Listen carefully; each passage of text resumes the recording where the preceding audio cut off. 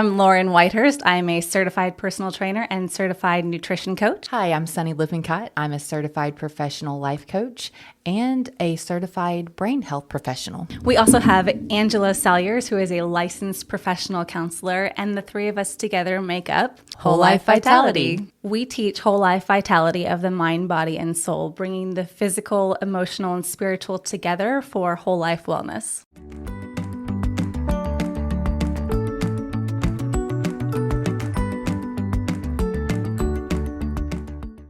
Welcome back. Welcome, friends. We are here to talk to you today about knowledge. Knowledge. We're going to drop some knowledge. Yeah. Have you ever heard that saying, knowledge is power? Yes, I feel like Schoolhouse Rock. The more you know. Oh, yes. Yeah. But there's so much more to that saying. What else could there possibly be, Sunny? Okay. So I need you to pay attention. I'm going to give you a second. Grab a pad and a pen and write this down. Mm-hmm. Put it somewhere big. Yes. You're going to want to see it. Knowledge alone is not power. Applied knowledge is power. Wait, hang on. So does that mean that if I read a cookbook, I won't be a professional chef? Is that what that means? Does reading the cookbook bring the meal to the table? Oh, dang it. Hang on. I read the cookbook, but I'm still hungry. Yeah.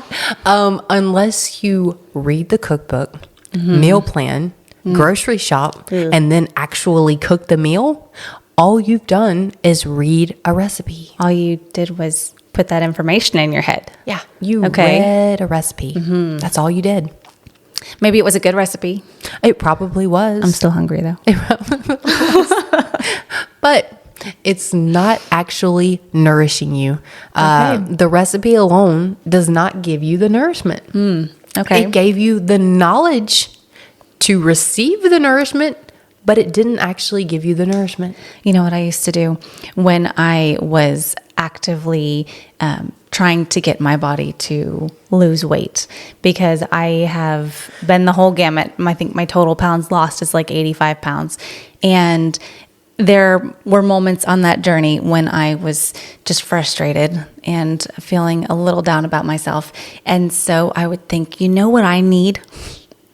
More information.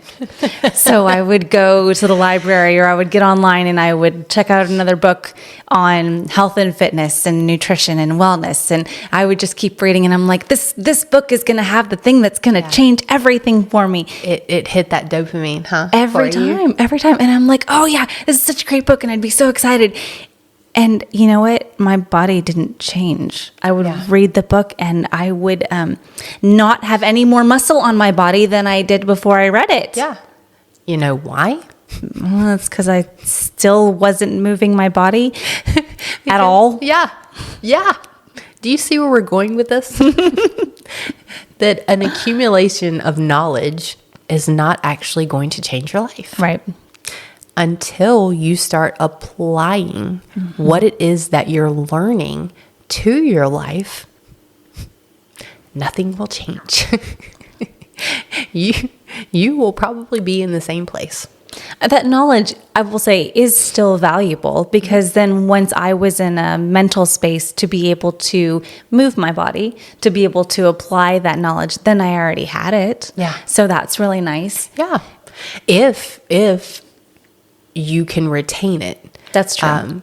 But I think so many of us now are stuck in this place of, let me read as much as I can read. Yeah. I actually had a friend,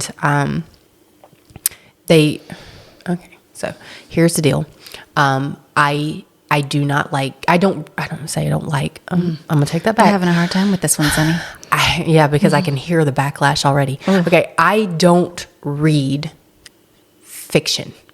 I don't read fiction. I read nonfiction. I don't enjoy reading fiction books. Now I did, but once I became like a coach and I started learning about the mind and the brain, that's what I like to read now. Yep. So I don't read fiction. But I had a friend who they only want to read fiction books, and I was reading a book while they were visiting me, And weeks later, I was still reading the book. And they said, are you still on the same book that you were reading? And I said, yes. But let me explain why. Yeah. Because I don't just read to consume. Like, I read to understand now. So there are times where I'm reading a book and I may only read 2 pages, like within a 20 to 30 minute span, because I read it and it hits something inside of me that makes an emotional impact. And so I will underline it, or I will write it down, or I will make a note of it and then make a post about what it is that I learned. So I'm actually learning it and I'm ingesting the information so that I can retain it. Well, and it turns into following your own rabbit trail thought process of, oh, well, this is like that, and this is how this comes together, and you're making all those connections with other things that you've done as well. Mindfulness. It's when right now for me with knowledge, it's all about the mindfulness attached to it. Yeah. So I typically something will hit me, and once it hits me, because listen, folks, if you're listening to a podcast or you're reading a book or you are online and you see a post and you say, wow, if it stops you, if you stop scrolling or you haven't heard what else they've said on the podcast, or you go back and you read it again and again, it is making an emotional impact with you. Pay attention. Yeah. So pause there. Yes. Maybe write it down, or even just kind of meditate on why. Why? Exactly. Lauren just hit the nail on the head. Why? Ask yourself, why does this make me feel this way? Why am I like reacting to this? Why do I feel this pull to what was just said? Yeah. That is what you're talking about when you say applied knowledge. When you're actually applying what it is that you're listening to your life to make a change or an increase. That's huge. It matters. And let me just say, there's nothing wrong with fiction. If you love fiction, enjoy your fiction. I go back and forth because every now and again I call it brain candy. I need a little like dessert break, from the nonfiction, although I do love both fiction and nonfiction. But I think there's space for all of it. Yes. But if you're looking at your life and you're thinking, gosh, I really wish that this was different. Yeah. Whatever aspect of your life that might be. I really wish that I was thinner, or I had more money in the bank, or I was stronger, or I was more successful, or my friendships were better. As reactive. Sure. I really wish that I could, get my mindset to where I want to be. Yeah, I wish that I didn't have anxiety. Whatever it might be that you kind of wish wasn't the case, then maybe settle in on why that. And when you start focusing on what could I do, or what would my life look like if this thing wasn't in it, then things will start to present themselves to you. But you have to take action. With me, I took a holistic approach to anxiety disorder. It was very important to me that I go about it holistically. And I started learning everything I could about, healing anxiety naturally. But if all I did was accumulate the knowledge and I never started applying the tools that I was learning to myself, then I would not have actually gotten better. But what happened is, through the accumulation, I started taking action. I started applying what it was that I was learning to my life, and it started working. It started making a difference. So when you are getting to the point that you've asked yourself, why is this important to me? When they start giving you the tools. And when you say they, I mean this information could come from anywhere. Anywhere. If you pick it up here, if you pick it up from a friend, if you pick it up from a book, online, from a podcast. Exactly. Anywhere this information can come from, but it will jump out at you and you'll say, oh, that's interesting. Yes. But until you take the steps to change, then you are just stuck in the accumulation phase. You have to take the next step. And I will tell you, there's so many books that I've read that, because I love, self-development. I love self-development. And I will find these books, and then I'll get to the point I'm just really getting the information. I love it. And it'll say, stop. And it'll give me a task. Yep. And so much of me wants to skip the task and then just keep reading.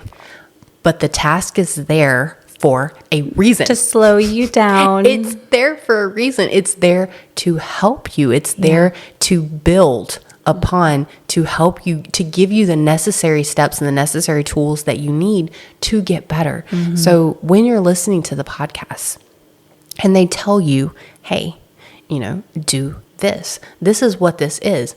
If you will XYZ. Yep. Then actually, instead of just turning on to the next podcast or grabbing the next book or whatever it is, stop and say, okay, what am I going to do with this information? Yep. How can I apply this? So what's next? What is an action step that I can take? Instead of just saying, this was really good information, say, what am I going to do with this? And you don't really know where you want to start until you know where you are. So we have an amazing whole life vitality journal. Yes. And in this journal, you can write down where you are. Write down where you are. Write down where you wish you were or where you want to be, and look at the separation between those two things and say, okay, what do I need to do to get from point A to point B? And that's, as coaches, that's one of the things that we help people with is figuring out what those places are, point A and point B, and then helping you on a path to get from point A to point B. Yes. But when you sit down with this journal, then you can see exactly what you need. And you'll never be able to get to where you want to be if you don't know where that is. Absolutely. So that's just such a big first step. And then on the way to getting to that point B are just tons and tons of little baby steps. So you see that point B and you think, that's terrifying. How am I ever going to get there? How would I ever actually be able to do that? Or how could I ever actually be that person? It's just consistent, tiny little steps. So when Sunni says, take action, do something, literally do something, do anything, because anything is going to take you closer to that person. Yeah. If you say, I want to be able to run a mile, I wish that I could run a marathon.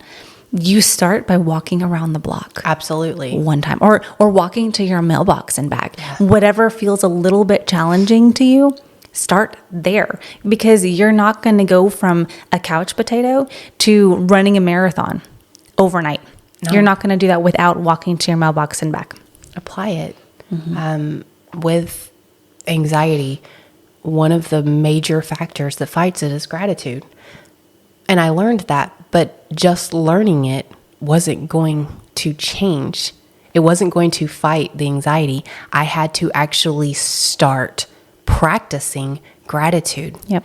And the daily practice is what started to actually change my life. And if I had just consumed that information and just said, well, that's great, now I know, but I never actually applied what I learned, I wouldn't be where I am. And that's what this is about, applying it. So truly, even if this is just, where you write down your gratitude, this journal, it's my daily gratitude practice, or it's my brain dump. It's, getting out what's inside of me, or it's my goal. It's my list of goals and what do I want to accomplish, or it's my life script, which is a great tool. Writing what it is that you want for yourself, whether it's like just that crazy thing that you're embarrassed to say in front of people. Your journal. Apply. Darren Hardy wrote a phenomenal book called The Compound Effect. And I love it so much because he addresses those little things that you do and then shows you, backed with science, how those things do add up, how they compound, and you just don't realize it. If you look at where you are right now and you think, I'm 30 pounds heavier than I was 10 years ago. Well, you didn't gain those 30 pounds overnight. And they weren't because you ate cake every day for a year. They were because of just little things that you started picking up, little habits that you started picking up, that you're like, oh, well, I'm going to have an extra glass of wine with my dinner, right. Or I'm going to have dessert 3 times a week, or I'm going to go out with my friends a little more often, or I'm making a little bit more money, so I'm going to eat out once a week. Mm-hmm. And those little things, they all add up and they compound so that 10 years later, you're 30 pounds up. It works the same way both directions. Mm-hmm. Those little things that you do consistently over time will add up in your favor so that 10 years from now, you'll look back and you'll say, oh my gosh, how did I get here? Yeah. Well, truly, this is amazing. My health journey started with reading. Mm-hmm. So I'm not getting down on you if you're just in the reading part right now. That's great. But the next step for me was after I started reading and gaining the knowledge, yep. It was applying what I learned. So then it was practicing the gratitude. Yep. And then the gratitude led to mindfulness tips. Yep. And then the mindfulness led to purpose. Do you have a purpose in your life? And I was like, wow, I don't know what I'm here for. So then that got me started thinking like, what are my gifts? What are my talents? What are my strengths? What do I love to do? Yep. What did God create me for? And every little step led and compounded to another step. And like you can see now, like 5 years ago to now, how vastly different my life is. And if someone had told you 5 years ago that you would be sitting here teaching this, it might have scared the crap out of you. Yeah. I don't like, here's the you thing. didn't? I didn't. Like I was the kid that during, class when we had to give our reports or, get in front of the class that I was like, I'm going to throw up. That's so funny. I would cry. See, I would just cry. I did. And my maiden name was Adkisson, A-D. So who do you think was always first? That would be me. I was always first. You poor thing. And so, like everything, I had to go first. And I would have been right after you because I was Brooks. See, it would have been you and then me. Be crying and wanting to throw up at the same time. But had you told me that I would actually be in a position where I'm, teaching classes and talking to people regularly, and I'm speaking on a podcast and that's enjoying it all platforms, I would have been like, no way. But this was a process, and that's what we want you to understand is that when you apply what you're learning, when you take action, it's incredible what starts happening and how your life starts transforming. When you can move from the acquisition to the application, how different your life can be and what you'll experience. It's amazing. That, like I said many times, this is what we do. We help people apply. So if you're like, okay, well, I hear you, I'm getting the information, I'm listening to your podcast, I see you on your social media profiles, and I'm taking in this information, but I'm overwhelmed and I don't know what to do next. Reach out. Yes, to us. Send us a message. You can find us on all of the social media platforms. You can find us at wholelifevitality.com. If you have signed up for our 30-day mindset reset, then you have our phone number. Yes. You can text us. You can call us. There are so many ways to reach out to us. If you wanted to sign up for the 30-day mindset bingo, you can also find that at wholelifevitality.com. And if you would like to get our journal. Beautiful Whole Life Vitality journal full of motivational, inspirational quotes to get you started, then it's at Amazon. I will post the link below, and that'll also get you moving on your journey. We're here. We're here for you. We want to champion you on. Yep.